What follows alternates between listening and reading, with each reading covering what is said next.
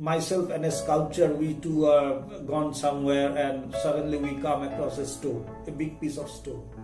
Now I will say, oh, this is a big piece of stone, see. But what will the sculptor see?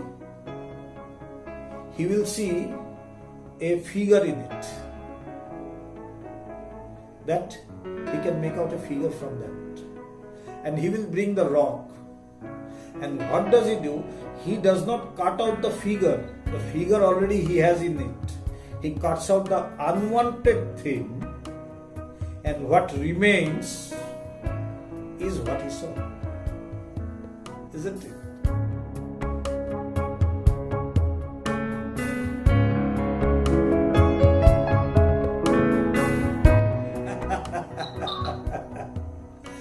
Go on churning, and a time will come when you will see that the water part of the milk has evaporated, and what remains is the pure crust, the essence, which is very delicious.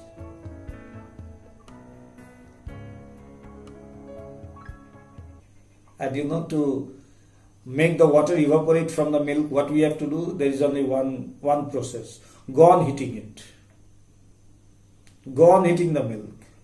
That is what Vedanta says. That you are churning these ideas, these thoughts of Vedanta. That means you are going on heating the milk. And the unwanted portion, they are going out. And this is what Vedanta does very beautifully. And specially in Vedanta, when we come to the path of self-realization, or when we talk of self-realization, though it is said that every one of us has to carry out our own salvation, but still you need a person who can help you lit the lamp which is within you. Okay, I have a lamp which is within me, which is not lit. For lighting that lamp, I need another lamp which is already lit.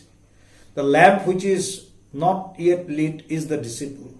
And the lamp and the person in whom that lamp of knowledge is burning is known as the Guru. And when they two come in contact, the one which is not yet lit, it lights up.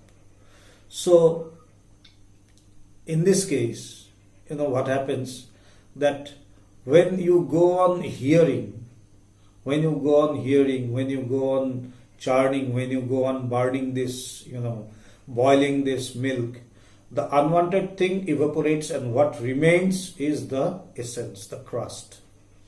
So, actually, what does Vedanta do? Vedanta does not give you a new identity or a new existence or something new. It takes off the unwanted thing. Like, a sculpture. Now, suppose myself and a sculpture, we two are gone somewhere and suddenly we come across a stone, a big piece of stone. Now I will say, oh, this is a big piece of stone, see. But what will the sculptor see? He will see a figure in it. That he can make out a figure from that. And he will bring the rock. And what does he do? He does not cut out the figure. The figure already he has in it. He cuts out the unwanted thing, and what remains is what he saw. Isn't it? Similarly, Vedanta says that real identity or that real self is already within you. But there are a lot of unwanted things also with it, mixed up. So what does Vedanta do? It just takes up the weed. It cuts off the unwanted portions. After all the unwanted portions are removed, what remains is my real identity. What remains is the real self. What remains is my real existence. Now what I know myself as, my existence, my knowledge, my consciousness, my this, my that, it's a mixture of the reality and the unreality, both. And that is why we cannot make out the real thing. So you don't have to get the real thing, it is already there. You just have to remove the unreal thing. Like, a gardener who, works in the garden, he plants a tree, and maybe it's a beautiful flower tree, and it comes out and it's sprouted, and it got leaves and buds and flowers. But what does he do?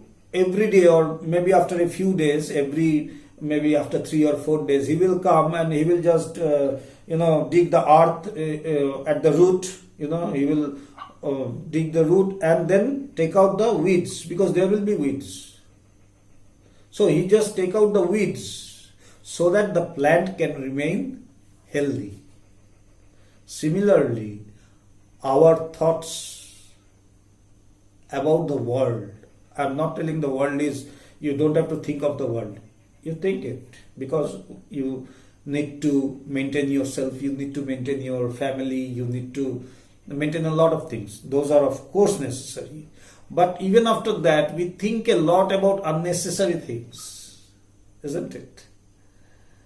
Take out those things, remove, and then see what remains. That what remains. After all our unnecessary, unwanted thoughts are removed, is myself, which is my real identity, my real self.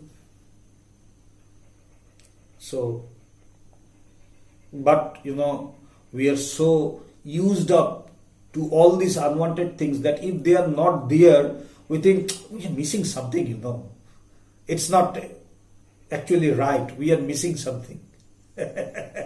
Because I think myself as a mixture of those, but I don't think it as a mixture. I know this is the real thing. Like, I used to live in Varanasi. Have you ever been to Varanasi, any one of you? No, never. Okay. So, it's a spiritual, means the spiritual capital of India, and not only India, even of the world.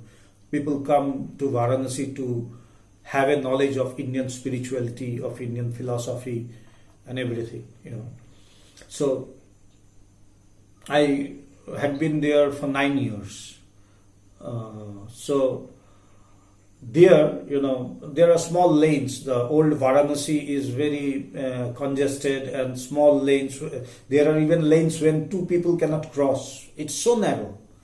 So, when they construct buildings there, they cannot take those construction materials by truck or van or something like that, because it's not possible. So they take them, the construction materials, on the back of the donkeys. Donkeys? So they take them, and there are owners of donkeys who have 15 donkeys, 20 donkeys, 30 donkeys, and they all work the whole day. So Bhagavan used to say, he says a very beautiful thing, that when the donkey comes in the morning for their first trip, and when the back is, there is a sack, at the back, where the bricks or the sand or the cement bags are being put.